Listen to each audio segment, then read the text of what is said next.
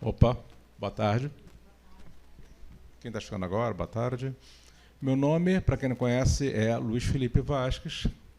Fui justamente da turma de 2021, né, um ano depois da Mônica, ou seja, já em plena pandemia.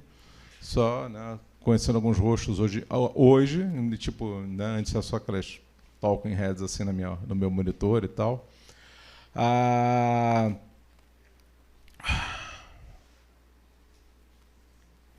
Sim, ok, estamos esperando. Uma coisa engraçada aconteceu quando eu vim para cá, enfim, opa, olha ela aí. Tá, obrigado. No mestrado eu fui investigar justamente o world building, construção de mundos, tá? Para quem não conhece, é a prática de construção de cenário, de extensão, digamos assim, de um cenário para uma narrativa em geral aplicada a obras de fantasia, de ficção científica, né? Quem, por exemplo, conhece O Senhor dos Anéis, quem já assistiu Game of Thrones, etc. e tal, a importância básica é que, com um cenário bem desenvolvido, ele serve como plataforma para novas narrativas dentro de uma grande continuidade, não só cronológica, mas geográfica, cultural, política, etc. e tal, podendo ter... Enfim, eu não vou contar toda a apresentação só no primeiro slide, né? Esse mapa aqui atrás, inclusive, é bem curioso. É uma transcrição de uma folha que encontraram em 2010, 2012, que é um rascunho do mapa da Terra-média de O Senhor dos Anéis. Em vermelho, você tem ali, por exemplo, ali no canto, né, a Terra de Mordor e tudo mais e tal, já era o que estava estabelecido, ok. Em verde e azul, você tem a comunicação entre o autor do Senhor dos Anéis, J.R.R. Tolkien, e a cartógrafa profissional, uma moça chamada Pauline Baynes. E era uma folha, essa folha que encontraram ia e voltava um para o outro. Aquilo que hoje em dia a gente pendura num Dropbox da vida, entendeu? Tipo, entra mais de um autor para ficar editando ali, botar comentários, etc. e tal. Versão analógica. Tá? Certo. Tá, algumas definições, então, sobre o world building. O world building é o ato de projetar e construir universos ficcionais críveis. Foi a definição que eu peguei para ir adiante no projeto. Tá bom? Deixa eu ver aqui. O que acontece? Eu salientei ali projetar e críveis, como eu acho que são as palavras que norteiam bem essa definição. Tá? Por quê? A questão, por que o world building importa quando você está contando várias histórias e tudo mais? Porque é o seguinte, a credibilidade ela depende muito digamos assim, de uma consistência com aquilo que você está falando, que é aquilo que você está explicando. Porque você vai começar a falar de coisas que não são do cotidiano, lugares, épocas, povos, rostos, entende? Causas e efeitos de lei natural ou sobrenatural. E aí você, justamente, nessa consistência,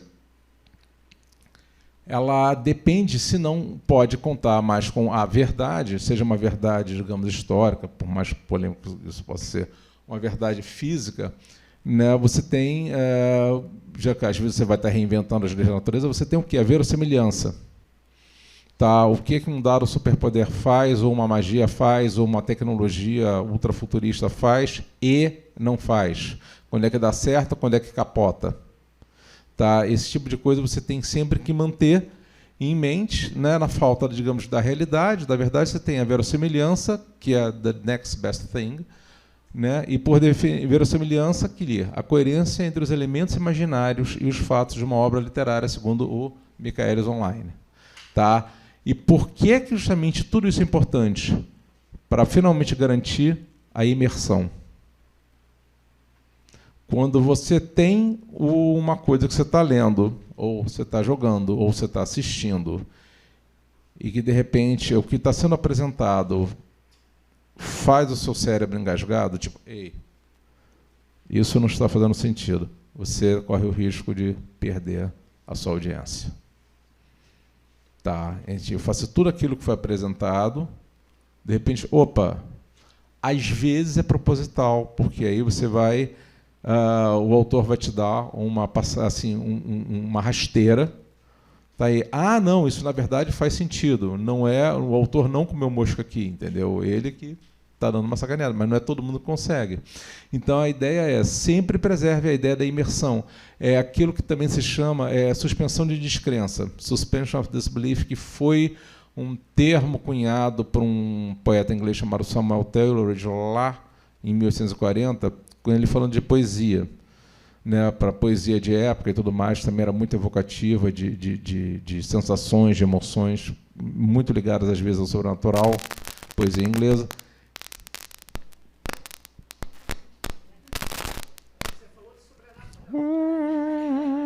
Poltergeist. E, assim, ele fala, a suspensão de descrença, digamos, é aquele acordo tácito entre o autor e o leitor. Do tipo, eu estou contando uma mentira e você finge que está tudo bem, que eu não estou contando, e você compra. Tá? Suspensão de descrença.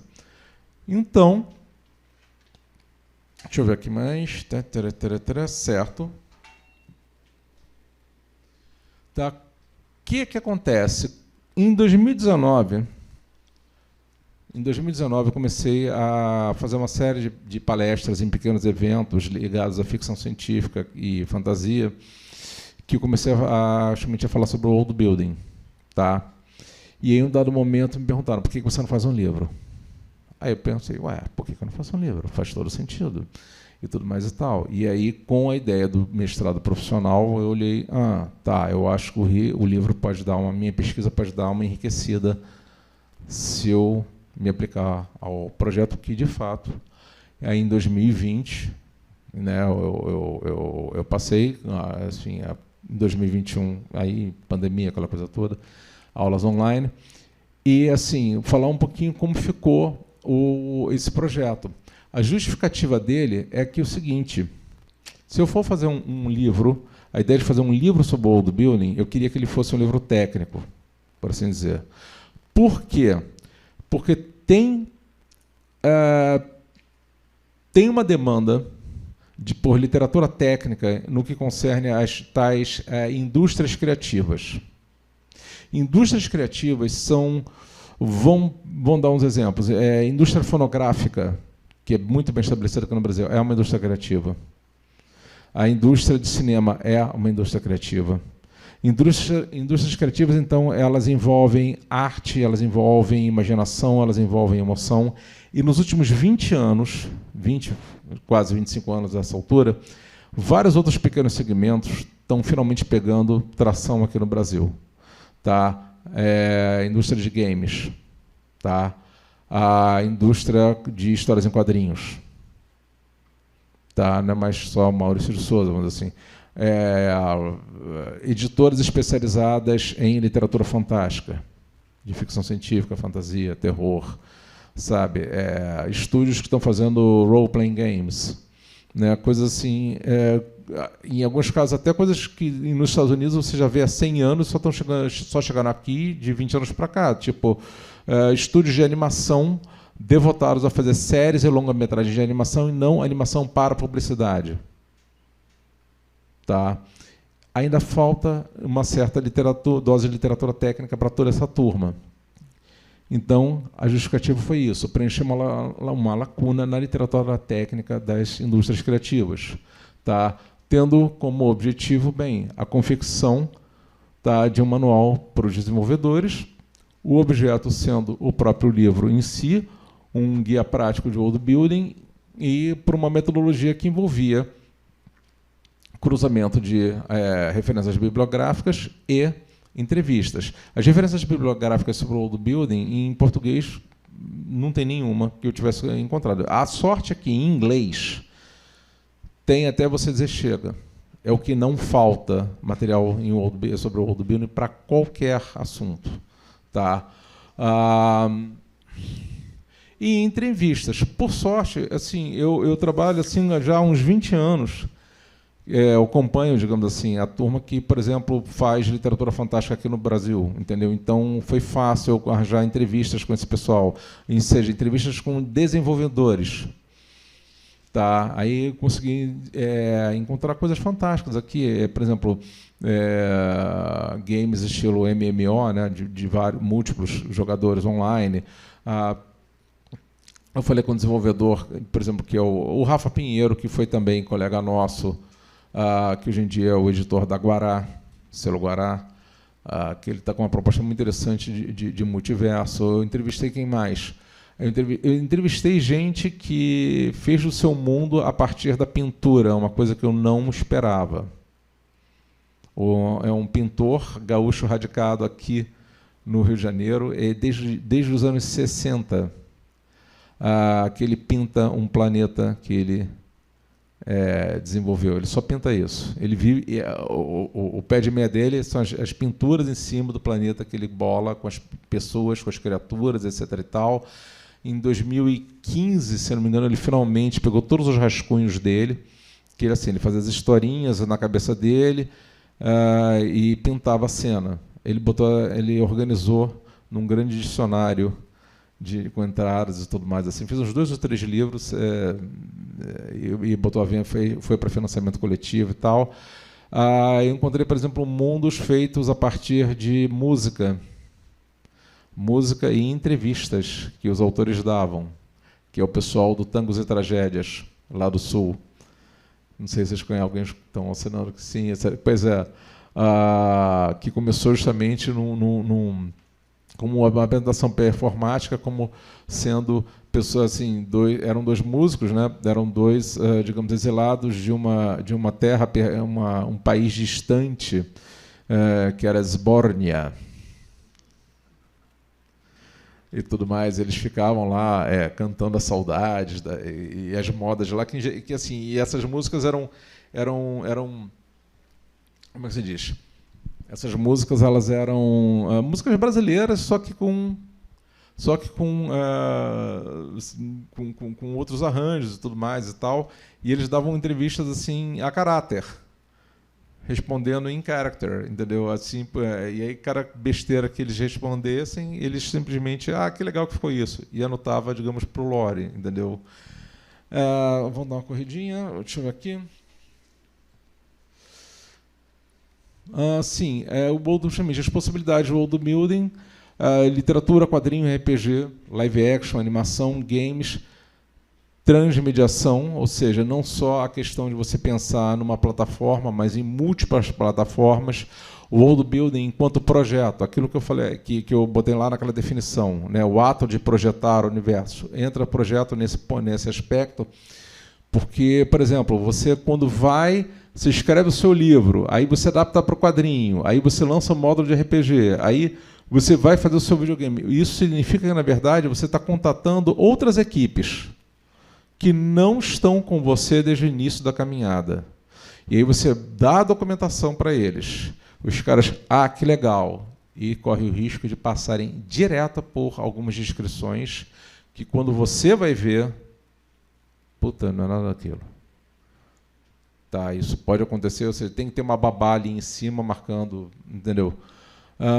O que mais? Possibilidades? No meu livro, eu também estou abordando casos brasileiros. Esse aqui, só para ilustrar a contraparte, por exemplo, aqui é o continente de Roshar, ali é o continente de Westeros, e aquilo ali é o mundo da Terra de Avatar, a lenda de Aang e a lenda de Korra, que é o maior caso que eu conheço de world building ultra elaborado para animação. Tá, vem a terceira série agora, acho que ano que vem, ou 2025. O Roshar é de um autor que está sendo agora aqui no Brasil, é o Brandon Sanderson, é O Caminho dos Reis, a pataca dessa bitola de livro, enfim. E aí ali no meio, Westeros, do Game of Thrones, tá? E aqui a gente tem... Mas o que acontece? Mundos como esse você encontra assim, tropeçando na internet. Tá, esses casos estão para lá de registrados, estão para lá de exemplificados, estão para lá de debulhados, vídeos no YouTube, discussões no Reddit, o Diabo 4. Os nossos mundos nem tanto. Assim, aqui a gente tem a Telgard, dos romances de fantasia da Ana Lúcia Merege, da série O Castelo das Águias.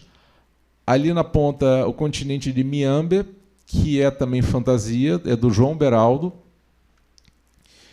que é uma fantasia com referencial afro. Ele é historiador com especialização em história da África. E aqui no meio, o continente de Vasta Vasta Rum, do planeta Farradóica, que é o do tal artista plástico, que é o Fernando Duval, que eu mencionei. Entendem? Ou seja, esses casos eu já vinha documentando para as palestras e eu estou puxando para o livro também. Tá? Que mais que eu posso falar? Deixa eu ver aqui.